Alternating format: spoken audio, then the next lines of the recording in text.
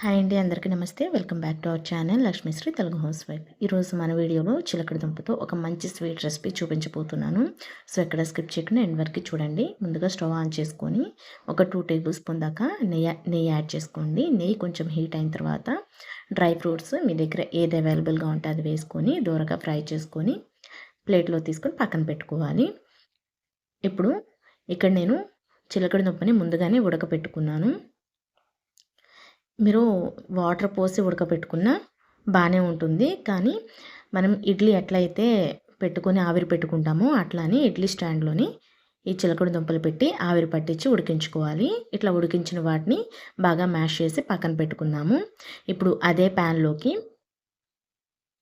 1 cup దాకా బొంబాయి రవ్వ add చేసుకోండి.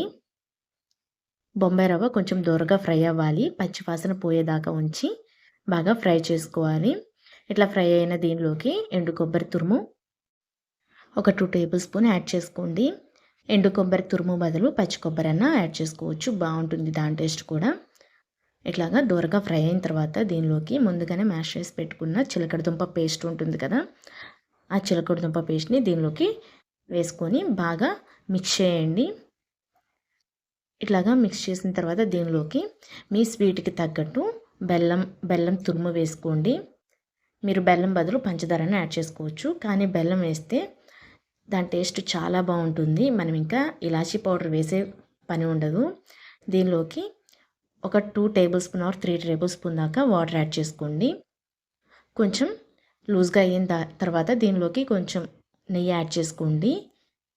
నెయ్యి వేసుకోవడం వల్ల దీని టేస్ట్ చాలా బాగుంటుంది. ఆయిల్ కాకుండా నెయ్యి వేసుకోవడానికి ట్రై చేయండి.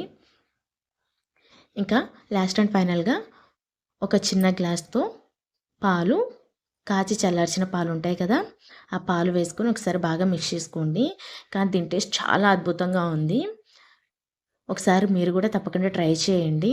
ఇంకా లాస్ట్ అండ్ ఫైనల్గా మనం ముందుగానే ఫ్రై చేసి పెట్టుకున్న డ్రై ఫ్రూట్స్ ఉన్నాయి కదా, అవి యాడ్ చేసుకొని ఒకసారి మిక్స్ చేయండి. మీకు లూజ్గా కావాలనుకుంటే ఇంకొంచెం మిల్క్ యాడ్ చేసుకోవచ్చు. సో ఎప్పుడైనా స్వీట్ని కొత్తగా ట్రై చేయాలనుకున్నప్పుడు ఇట్లా ఒకసారి ట్రై చేయండి, చాలా బాగుంటుంది దీని టేస్ట్. వీడియో నచ్చితే లైక్ చేయండి, షేర్ చేయండి. మరిన్ని వీడియోల కోసం మన ఛానల్ని సబ్స్క్రైబ్ చేసుకోండి. Thanks for